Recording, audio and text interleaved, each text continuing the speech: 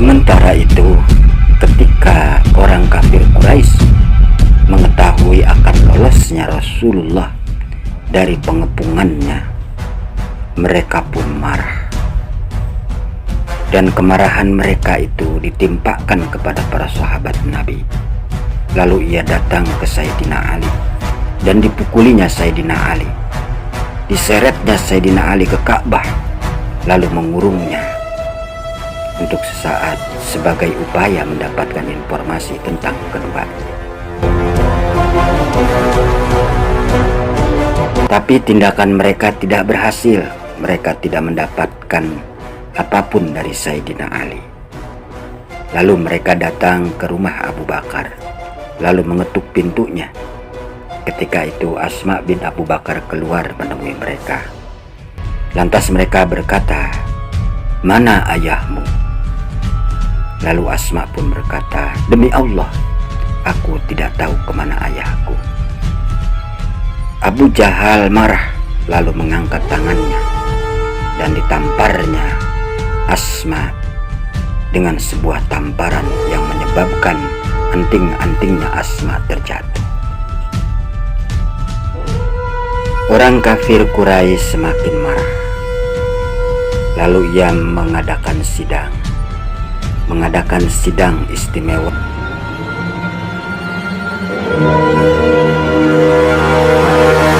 Orang-orang Quraisy, dan akhirnya ia memutuskan menggunakan semua sarana untuk menangkap Rasulullah dan Abu Bakar.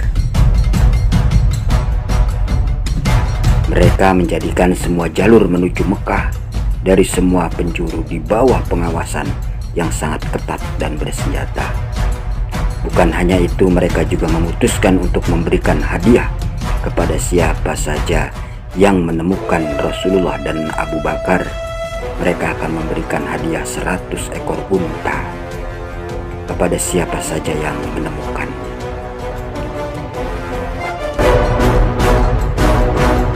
Ketika itulah para pasukan berkuda, pejalan kaki, dan pelacak jejak sama-sama berupaya keras untuk melakukan pencarian, dan mereka menyebar sampai ke lereng-lereng perbukitan, lembah, dataran rendah dan tinggi. Tapi hal itu tidak membuahkan hasil. Para pelacak tersebut sampai pula ke mulut gua, akan tetapi Allah Maha menguasai urusannya. Imam Al-Bukhari meriwayatkan dari Anas dari Abu Bakar. Dia berkata, "Aku berada di sisi Nabi di gua, lalu aku mengangkat kepalaku. Ternyata di situ ada kaki-kaki mereka. Lantas aku pun berkata kepada Rasulullah, 'Wahai Rasulullah, andai kata sebagian mereka menoleh ke bawah, pasti dia dapat melihat kita.' Lalu Rasul pun berkata, 'Diamlah wahai Abu Bakar, kita memang berdua, tapi yang ketiganya adalah Allah.' Kejadian tersebut merupakan mukjizat yang sangat besar yang dianugerahkan oleh Allah kepada nabinya dalam rangka memuliakan nabinya. Padahal para pelacak itu hanya beberapa langkah lagi mencapai diri beliau. Ketika semangat untuk mencari sudah mulai mengendur, semangat orang kafir Quraisy itu, maka aktivitas patroli pemeriksaan pun dihentikan.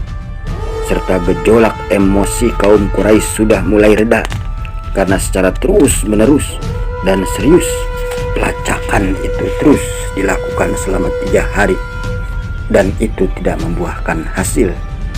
Rasulullah dan para sahabat pun yang setia akhirnya keluar menuju Madinah.